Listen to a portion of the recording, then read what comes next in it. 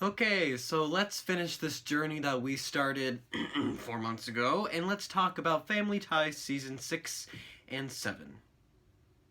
Finally. The reason I'm smushing these two together is very similar to the fact that I smushed 3 and 4 together, in that I really don't have that much to say about either season as a whole, so like, why make 2 videos when I can just make one and make my life easier, you know? I know this is gonna be like really kind of cliche or whatever to say, but like, because like all the fans of the series say this, but in all honesty, I really think that the episodes revolving around Alex are the best of these 2 seasons, but honestly, that's not saying much because these 2 seasons kind of disappointed me. The writing, while still like very character driven, just the humor seemed very predictable. Like a lot of it was just like very typical humor, like Alex attacking Mallory for not being smart, Mallory just like maybe trying to throw something back, the parents having the occasional zinger or whatever, Andy having his cute little one-liners. Like overall, from where this series started to where it ended, just kind of it's just so kind of like hard to explain, because I don't want to say I had high hopes for the way this like series was gonna end because I had seen it like way long ago, but like the thing that separates 80s comedies from comedies of today is the fact that comedies from today have stakes and 80s ones really kind of didn't. In the 80s, comedies really kind of expected you to care for these characters no matter what, and these characters had to be fleshed out enough that they could be thrown into any situation and you'd care. We still have this in the modern comedies of today, but you add the extra layer of a progressing storyline. And so it really sucks for Family Ties is that these characters don't really learn anything nor build on their past learning.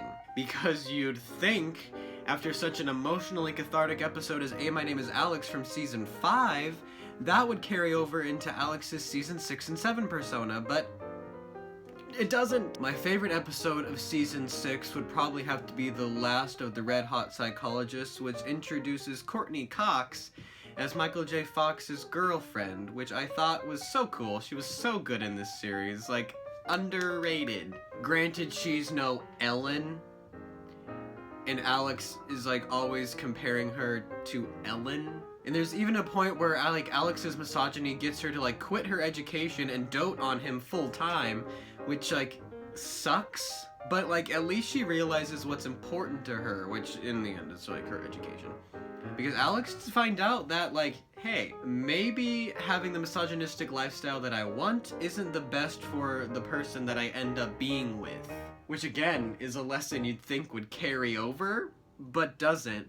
My favorite episode of Season 7 would have to be the finale, Alex Doesn't Live Here Anymore, because it really gets down to the heart of what made the show great in Seasons 2 through 4. And maybe 5, maybe part of 5. That dynamic between Elise and Alex is like very important to the core of the show. But in all honesty, was that catharsis earned? That might be the topic for another video that I may or may not make, but overall, I'd say mostly yes.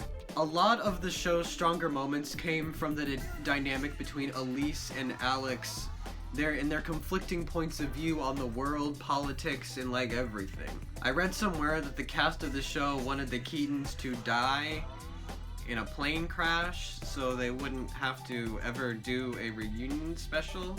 And so far they haven't done a reunion special, but like what a way to end it. That's smart. But like, does that say that the cast hated the show? Honestly, if they had ended it by like Season 5 or like, yeah, Season 5, like this wouldn't have been a show that I would have like overall hated being a part of. But the fact that it got so schmaltzy towards the end really like rubs me the wrong way. But of course, this was in an era.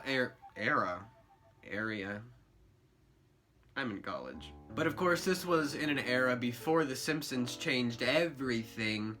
So really, you couldn't be all that edgy without being also educational about it. Overall, I think I would rank Season 6 with a B- and Season 7 with a B. Because they're not that bad, but they do represent what was wrong with 80s sitcoms as a whole. That mostly being education, stale jokes, and just flat out no character development whatsoever. So here we go.